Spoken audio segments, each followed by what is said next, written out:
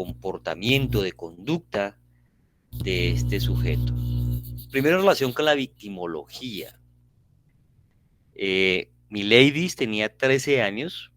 Al momento de los hechos era un adolescente que creyó encontrar el amor y resultó que lo encontró en un asesino.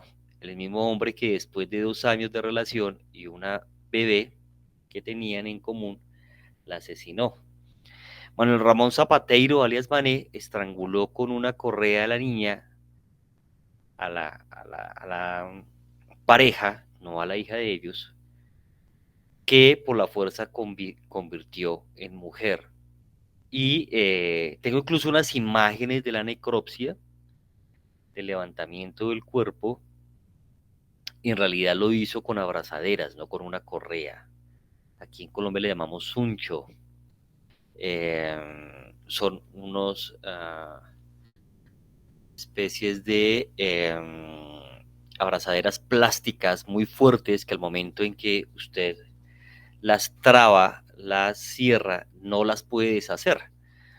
De hecho, algún personal de la policía también las utiliza para inmovilizar a capturados cuando no tienen las famosas esposas o ganchos, como se le acostumbra decir a ese aditamento. Alias Mané tiene 31 años, no tiene una ocupación permanente, es decir, no tiene un trabajo estable, pero sí acostumbraba a enamorar a menores de edad, tu mismo sector de la ciudad de Barranquilla, en la costa colombiana. Además tenía, fíjense, denuncias por violencia intrafamiliar.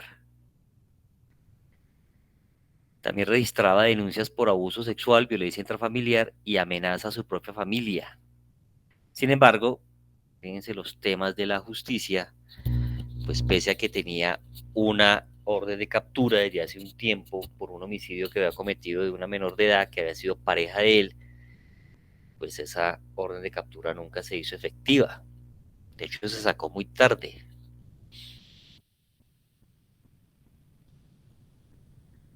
Que algunas fotografías de el sujeto. Llama la atención que tenía varios perfiles en Facebook. En uno se hacía llamar Mané Keider, Keider en honor al niño que tenía con esta última pareja. Ahí hay fotografías de él con el bebé, incluso con la joven.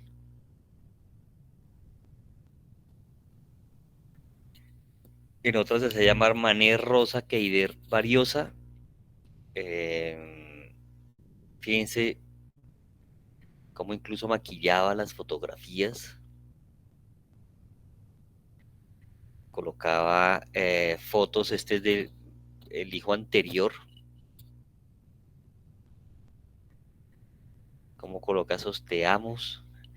Este era un tercer perfil que tenía en Facebook, se hacía llamar Ibizaza, Ibizaza, cosa hasta bizarra. Aquí también ponía fotografías con la joven de esa época que también tuvo la oportunidad de asesinar. Estas son imágenes reales del levantamiento de la última pareja que tuvo. Eh,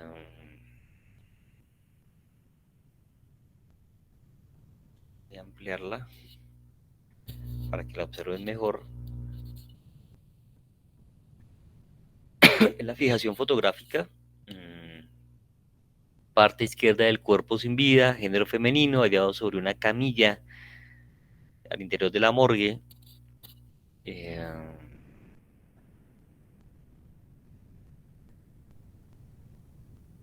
Ahí está la posición en la que está el cuerpo.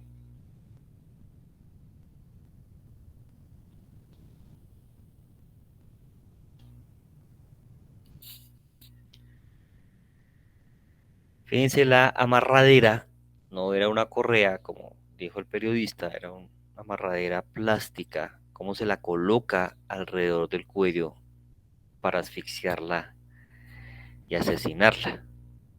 La encontraron precisamente con ese suncho, insisto porque es el término que aquí utilizamos para decirle a ese tipo de amarraderas.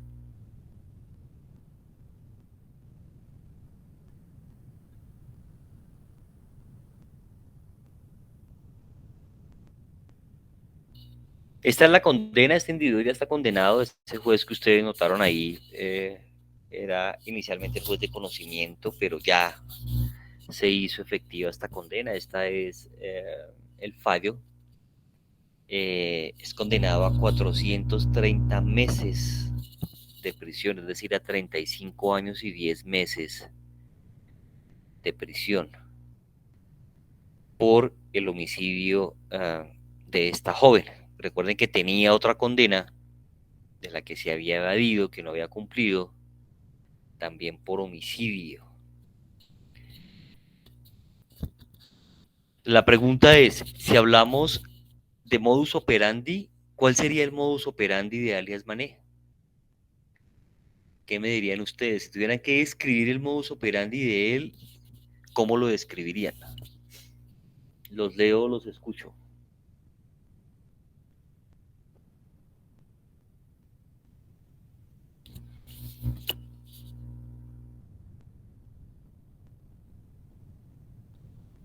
¿Qué podríamos decir sobre el modus operandi, Mané?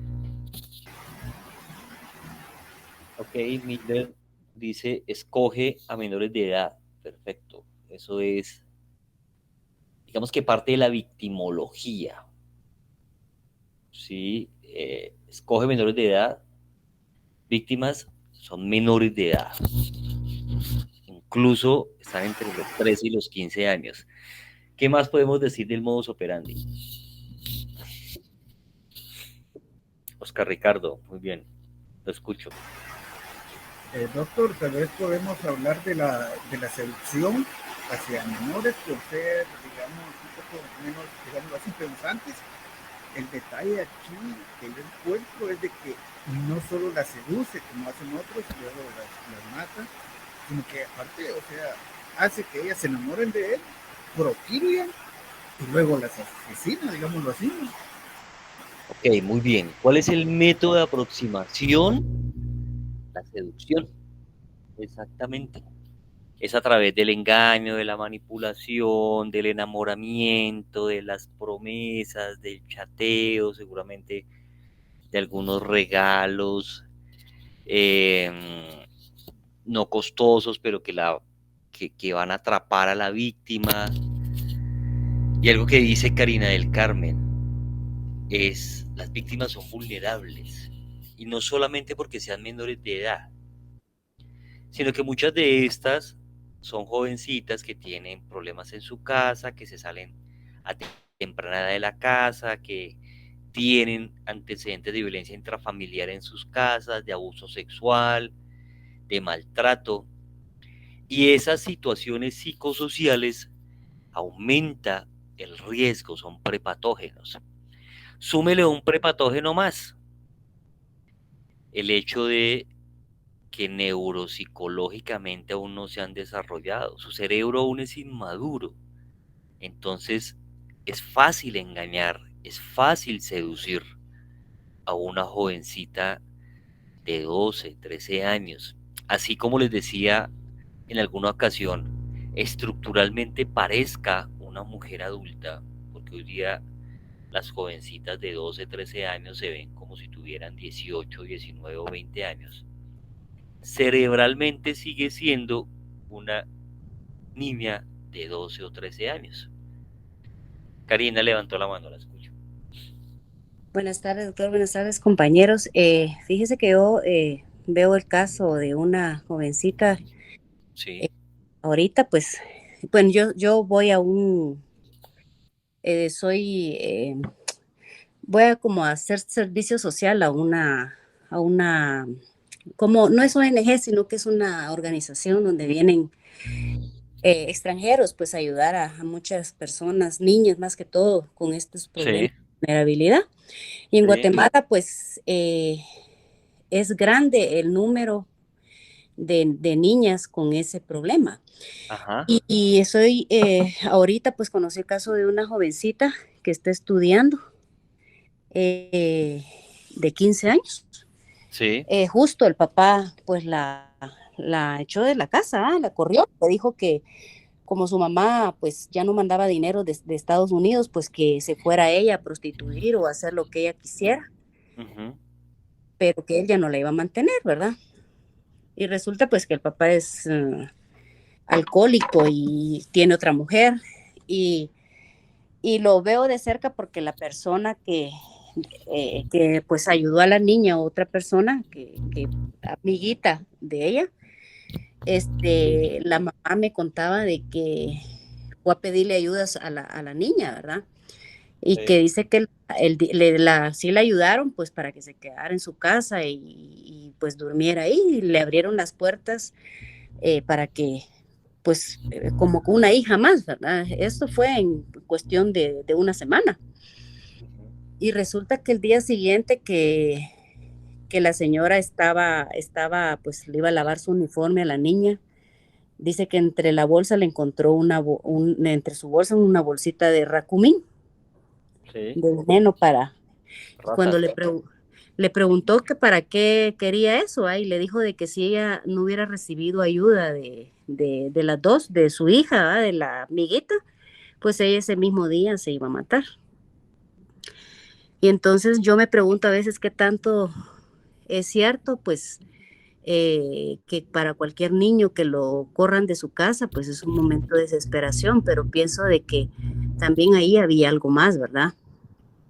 Porque muchas huyen, pues porque a veces no solo es maltrato físico también y el psicológico, sino que también son abusadas sexualmente o están a punto de Ujú. ser abusadas sexualmente por los mismos padres.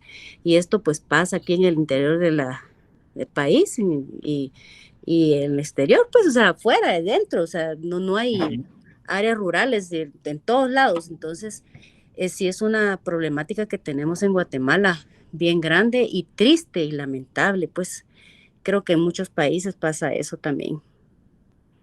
Sí, Karina, así es. Y No, esto sí. vuelve más vulnerable a cualquier, o sea, esto es como tirarle, como dicen, carne fresca a los leones, ¿verdad? Entonces, Ujú. a este tipo de personas, de niñas, de la vulnerabilidad de ellas es de la que se áreas rurales de todos lados. Entonces, sí es una problemática que tenemos en Guatemala bien grande y triste y lamentable, pues creo que en muchos países pasa eso también.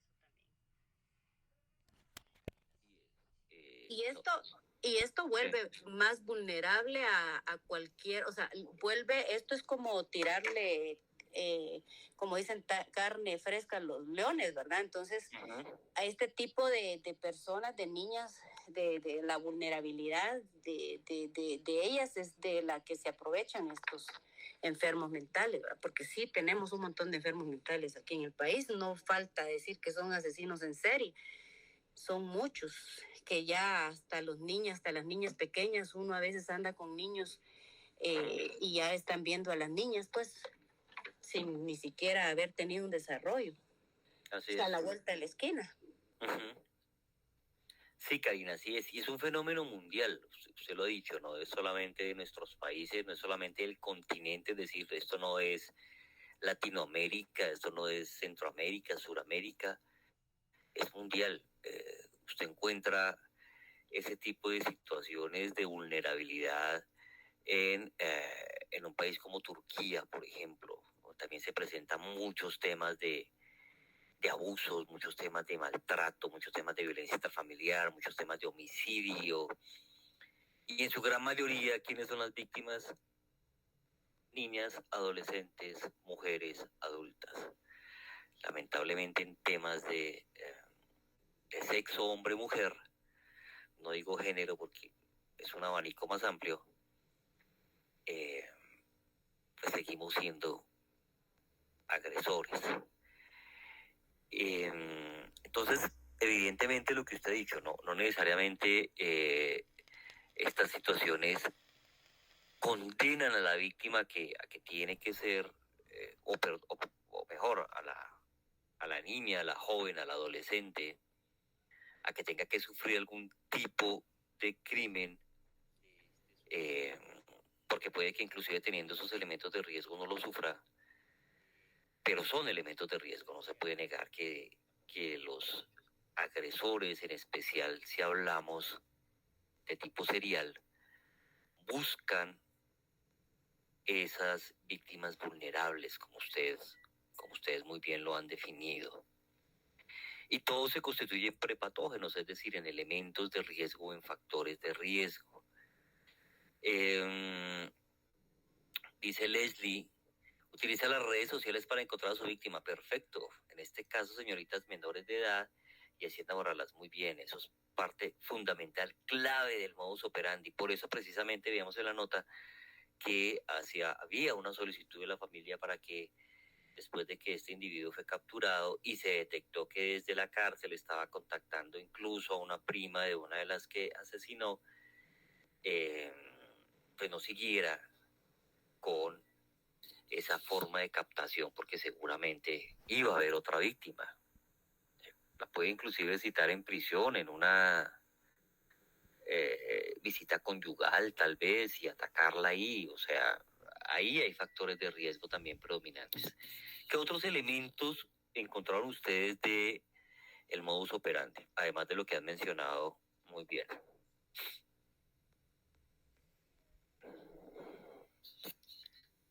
En la diapositiva hay algunos términos o la definición de algunos términos, la gran mayoría precisamente son de Turbi,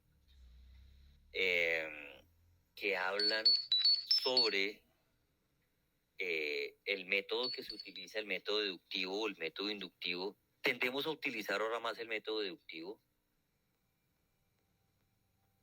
es decir,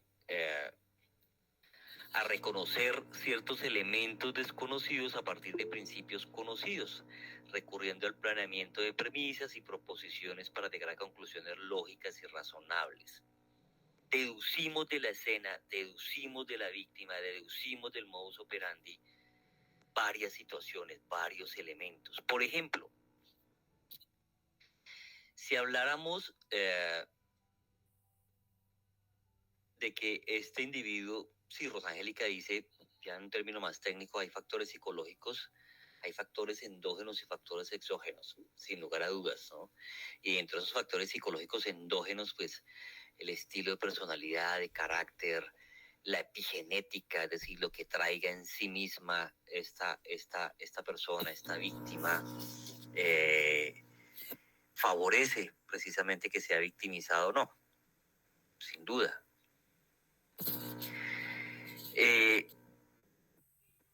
Dentro de la definición de firma, si estuviéramos hablando de que este individuo es o puede ser un asesino serial, ¿sí? Digamos que ya atacó a 3 víctimas pese a que solamente asesinó a 2 e intentó asesinar a otra,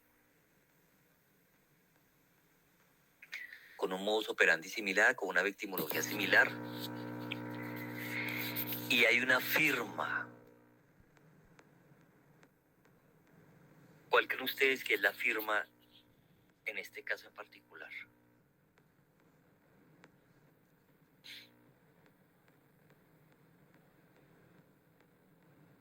En el modus operandi, ojo que les faltó a ustedes decir algo muy importante, y es el modo de muerte, ¿no? El modo de muerte es a través de asfixia, utilizando las amarraderas para asfixiar a la víctima. No lo hace con sus manos, no es con la fuerza de las manos, sino que la hace utilizando todas las 2 víctimas fatales, ambas las asesinó de la misma forma, exactamente de la misma forma. No, Rosangélica, no es la cuerda. Eso es parte de su modus operandi, es parte del arma que utiliza, si habláramos de un arma. O mejor, del método de muerte. Sí, es asfixia mecánica, no es apuñalamiento, no es con arma de fuego, es con una asfixia a través de un elemento como es el suyo. Javier. Fíjese, doctor, que buenas tardes, gusto de saludarlo. Buenas tardes. Fíjese que yo iba manejando en ese momentito y no pude ver bien el video, pero lo que sí sé que una marca es algo en específico que él deja en la escena a veces o en el mismo cuerpo de la persona, ¿va? sea, En las víctimas. de la víctima, exacto. Entonces, si él le dejó una marca así de algo en específico, ¿va? Entonces, esa es su marca, pues la marca que, como por ejemplo, ¿se acuerda de aquel asesino del Zodíaco? Sí, claro, por supuesto. Entonces ellos Sí. dejan una marca en específico, o el más famoso, uno de los más famosos, el Chacal también, que tenía Ajá. sus señas específicas, es su firma, ¿va? Ujú. Sí, pero a veces la firma, y qué bueno que menciona eso, Javier, no es tan evidente. A veces la firma hay que deducirla o analizarla para deducirla conductualmente. Oscar Ricardo dice la posición en que abandonan los cuerpos. No. De hecho, la posición entre la primera y la segunda víctima no coincide. No, coincide que ambas las ahorcó con el suncho. Eso sí coincide.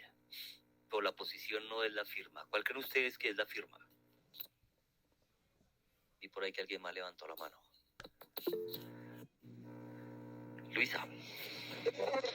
Buenas tardes, hola doctor. Mira, consulta, fíjate que yo no vi el video, pero a veces también puede, bueno, pienso, ¿no? Puede ser de que sea el tipo de víctima que la persona percibe. En este caso, pues solo vi el segundo caso, en bueno, lo último que fue una señorita, ¿verdad? Entonces, puedo creer eso, ¿verdad? Ajá. Pero la firma sería concretamente ¿qué? Buenas tardes, doctor. ¿Podrían ser los niños? ¿Sus hijos? Muy bien. ¿Quién habló que no vi? ¿Quién lo dijo? Buenas tardes, doctor. Soy María André. Hola, María André. Exactamente esa es la firma. Los bebés. Esa es la firma de este individuo. Se queda con los niños, se deshace de las mamás. Ahí está la firma. No necesariamente está impresa en la escena, no necesariamente está impresa en la víctima, aunque en este caso es producto de las víctimas, porque son sus hijos. Es una víctima trofeo. Es un trofeo, es una firma trofeo, el término. Muy bien, son los jovencitos, son los niños, esa es la firma de este individuo. Por eso a todas busca no solamente seducirlas, tenerlas, someterlas, sino embarazarlas, quedarse con los bebés. Bueno, muy bien. Hola, Rosangélica. Buenas tardes, doctor. Mucho gusto de nuevo y gracias, oiga, por la clase. Doctor, él podría tener un problema de borderline o límite de la personalidad porque no le gusta ser abandonado, ¿verdad? Y por lo cual retiene a los niños a su lado. ¿Podría ser eso, doctor? No, no creo. Y qué bueno que lo dice. Y es que además quiero retroalimentar algo que estaba diciendo anteriormente una de ustedes, y es en relación con la psicopatología. Mire, muchos criminales, muchos asesinos, incluso seriales, no son enfermos mentales. Ojo, tenemos que quitarnos un poco esa narrativa, porque es que, primero, yo se los expliqué, yo creo que cuando empezamos este curso, la enfermedad mental es egodistónica, es decir, quien la padece, la sufre. Mira, alguien que tenga un trastorno límite de personalidad, borderline, como acaba de describir Rosangélica, no disfruta ser borderline. Ser tan inestable, tener estallidos de ira, un día sentir que ama a alguien, el otro día que lo odia, no poder controlar los impulsos, el control inhibitorio y caer fácilmente en consumos de alcohol, de droga, de promiscuidad. Eso no es cómodo para quien lo sufre. el trastorno mental, la enfermedad mental genera sufrimiento. Ni qué lo diga de un esquizofrénico, de un depresivo, de un obsesivo compulsivo que no pueda evitar contar todos los pasos que da o tener allá en su cabeza frases que deba repetir todo el día, todo el día, todo el día, porque es la idea que se vuelve compulsión. Eso no es cómodo.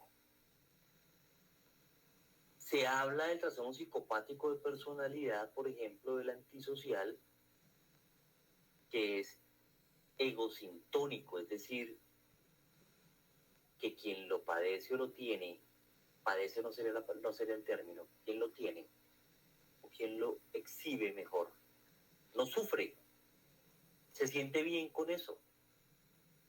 El narcisista no sufre por ser narcisista, él se siente muy cómodo siendo narcisista. El psicópata también lo disfruta, engañar a otros, manipular o lastimarlos. Pero eso es comportamiento perverso. La lectura que yo le doy, mi narrativa, es que es comportamiento criminal. Entonces no estamos ante una cantidad de enfermos mentales, estamos ante gente perversa, trastornada desde la perversión, desde la falta de empatía, desde la ausencia de valores, desde la ausencia del amor. No se conecta a través del amor. Estoy hablando del amor fraterno, no estoy hablando del amor romántico. A través del cuidado, a través de la protección. Desde ahí es de donde se está fallando. Y lo podemos explicar neurológicamente. Hay dificultades en los lóbulos frontales, en las funciones ejecutivas, en el sistema límbico. Pero estamos hablando de individuos malos, no enfermos. Hombres y mujeres malos, que se hicieron malos, no que nacieron así. Tampoco creo que se nazca perverso ni se nazca malo. Yo considero que es el medio el que moldea, el que transforma. Que hay otras definiciones, el análisis conductual, la victimología. Fíjense, en el análisis conductual, es importante de analizar la evidencia conductual, las acciones desplegadas por el delincuente y la víctima, extendidas en la escena, de la que se puede inferir la interacción posible que ocurrió entre ese agresor y la víctima y el lugar donde ocurrió. La gran mayoría de definiciones son de Turbi. O como les dije, Turbi fue maestro mío en el tema de la perfilación criminológica. Y es de los más actuales y de los que de manera holística integra varios modelos de perfilación criminológica, por eso su utilidad.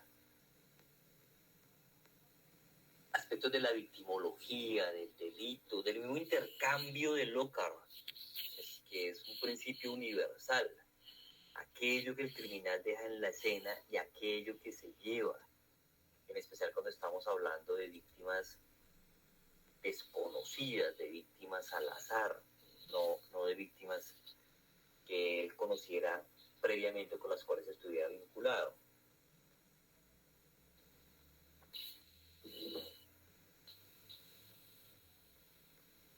Finalmente, la definición de Turbi, muy sencilla, de perfil criminal. Son las inferencias o deducciones técnico-científicas. Estas no son deducciones porque sí, porque es que a mí se me ocurrió que, no, son deducciones que tienen unos componentes técnicos y científicos, estadísticos incluso, sobre las características físicas, situaciones habituales, emocionales, psicológicas, educativas y vocacionales de los delincuentes, en especial del delincuente desconocido. Entonces, ¿qué tipo de estructura física pueda tener para haber hecho lo que hizo? Si cargó la víctima, si la arrastró, si la dejó en el sitio, la cantidad de violencia que desplegó sobre ella, qué nos está diciendo sobre su capacidad física, su posible estatura, contextura, si la víctima es de color, si es indígena, ¿Qué nos está diciendo esto acerca de la posible etnia del agresor? De el sitio donde ocurre el ataque, la región. ¿Será un individuo que pertenece a la región, que no pertenece a esa zona, que es un caminante, que es itinerante? Todo eso le permite hacer ciertas deducciones. ¿Será mujer porque no hubo, por ejemplo, agresión sexual? La ausencia de agresión sexual, ¿es posible que la agresora sea una mujer? ¿O es posible, en caso de que sea hombre, que tenga algún tipo de disfunción sexual que no exprese, como expresan algunos, a través de objetos, reemplazando el pene, por ejemplo? Todo eso nos permite hacer unas deducciones técnico-científicas muy aproximadas. Preguntas, dudas, comentarios hasta acá.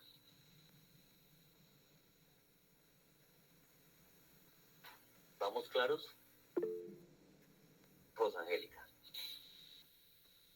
Doctor, en este caso creo que fue difícil identificar porque no teníamos muchos datos de la escena, ¿verdad? Entonces, en este caso, qué nos recomienda usted para identificar de inmediato o que nos lleve un tiempo de análisis? Lo que es la firma, ya que es fundamental para ir viendo quién es en este caso, el asesino, ¿verdad? O el que está, el agresor. ¿Podría hacernos el favor, doctor? Disculpe. Claro que sí, tiene toda la razón. Fíjense que usted dice algo bien importante y basado en la experiencia. Entonces, ¿yo por qué hice la afirmación? Pues porque conozco muchas más cosas del caso. Tengo todo el material como tal del caso y pues no se los expuse acá. ¿Qué es importante para hacer la perfilación criminológica? Entre más información forense tenga yo, mucho mejor. Información forense me refiero a necropsia, fotografías de la escena, planos de la escena, una historial de la víctima, el factor de riesgo de la víctima, historial del agresor en caso de que esté identificado, ¿sí? En caso de que no esté identificado, sea un agresor desconocido, pues ahí es donde empezamos a hacer las inferencias basadas en la victimología, en la zona. Sobre todo la victimología y la escena es lo que más enriquece esas inferencias, esas deducciones. Pero sí necesito información. Sin información, especial información forense, sin elemento material probatorio, no es posible hacer un proceso de perfilación criminológica técnico-científico. Desde que usted lo dijeron con la poca información, pues no era tan fácil lograr esas deducciones. Sin embargo, ustedes con base en esa poca información pudieron de una forma muy acertada inferir a través del análisis del método deductivo elementos del modus operandi, que son así, evidentemente son así. Nos vamos al informe final de perfilación criminológica, vamos a encontrar entre el modus operandi eso que ustedes han mencionado. Entonces, muy bien, necesitamos la mayor cantidad posible, entrevistar fuentes o hacer entrevistas multifuente, por ejemplo, precisamente para obtener información acerca de la víctima, acerca del agresor, si ya es conocido, o de las deducciones que vayamos haciendo si es un agresor desconocido. Y evidentemente eso me hace pensar que dentro del ejercicio que hagamos nosotros ya en el examen, pues yo debo proporcionarles la mayor cantidad de información posible para que ustedes puedan hacer el análisis y sacar precisamente esas inferencias de perfilación criminológica, en relación con el modus operandi, en relación con el método de ataque, en relación con el método de aproximación, en relación con la victimología, en relación con la firma, que a veces, como vimos en este caso en particular, no es tan evidente, porque las firmas en realidad son inconscientes, no son muchos, al contrario, los agresores seriales conscientemente dejan la firma. Es un proceso más inconsciente y de necesidad, es de la necesidad psicológica del agresor. Eso es básicamente la firma, tiene esa connotación de necesidad psicológica del agresor. Figurar, dejar un legado, crear pánico, hacer algo bizarro o artístico, lo llaman otros. Eso puede ser parte precisamente de la firma. Bueno, muy bien. Ahora, para concluir esta última clase, quiero que me sugieran,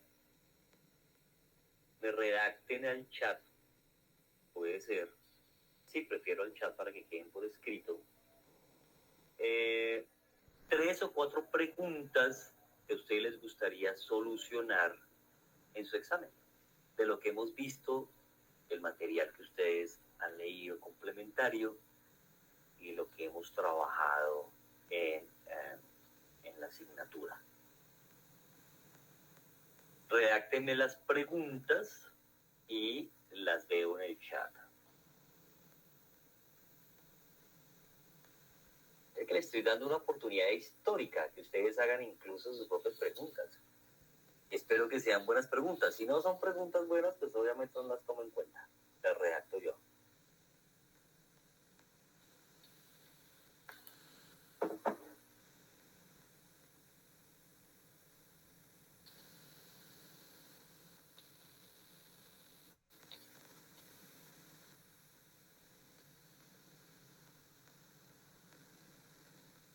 Para los que no me escucharon al comienzo, llegaron después, entonces les venía diciendo que nuestro examen, que va a ser muy similar al que hicimos inicialmente, usted ya conoce la dinámica, va a ser el 7 de septiembre. Lo voy a dejar abierto desde temprano hasta por la noche, que lo puedan desarrollar.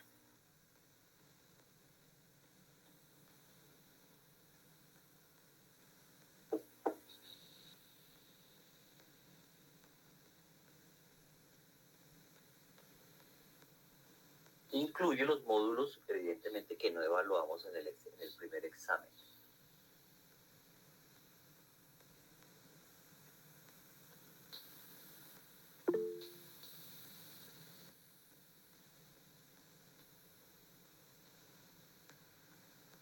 Oscar dice que la descriminalización.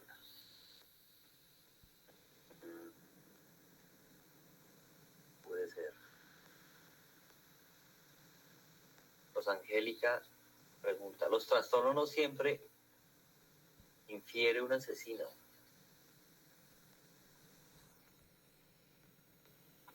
No, esa pregunta no, Rosangélica, porque esa pregunta sería solo de sí, no o falso verdadero. No, era una pregunta que me diera opciones. Por ejemplo, ¿qué es la descriminalización? Me está costando pronunciar la palabra. ¿Qué es la descriminalización? Es así porque puedo crear unas opciones, 4 opciones, y una de las cuales tenga la respuesta correcta. Cris Patricia dice, ¿cuáles son los grados de victimización? Ajá, puede ser.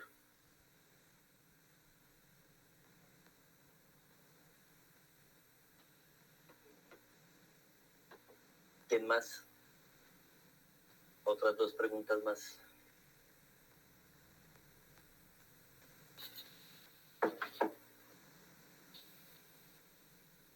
Claro que grados de victimización ya preguntamos en el examen anterior, ¿no? No vale que se repitan y hacen parte de los módulos antes del quinto.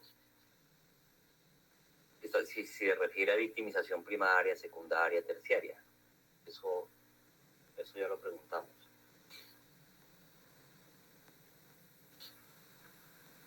Es sobre lo último que hemos trabajado y sobre los módulos 5 a 9.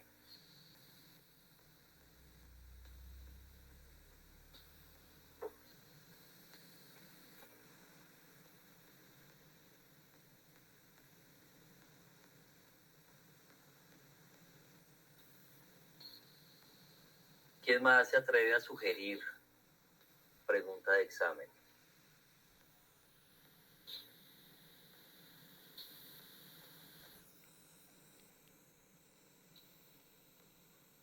Los leo.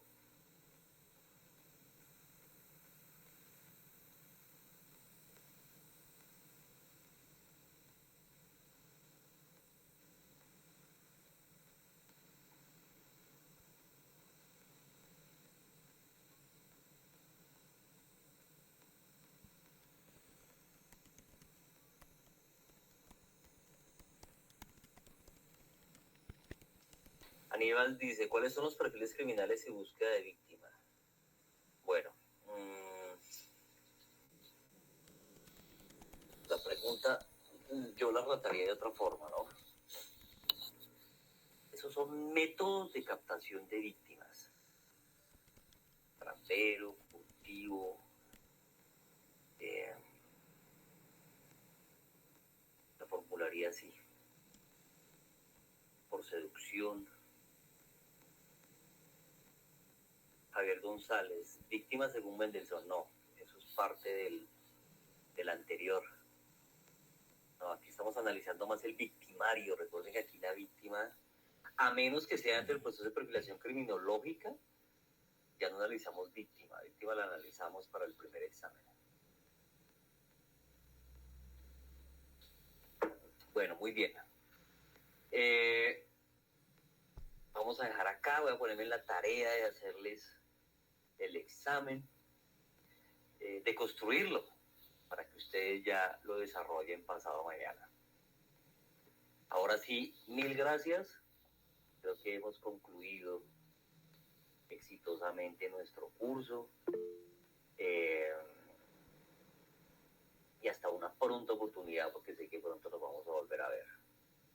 Bueno, esa sería, muy bien Andrea, esa sería la pregunta. ¿Cuál es la tipología de los tipos de casa? Ahí sí está el furtivo, el trampero. Muy bien, perfecto. Mil gracias. Hasta pronto. Feliz noche. Gracias, doctor. A ustedes. Doctor, buenas noches. Gracias, doctor. Doctor.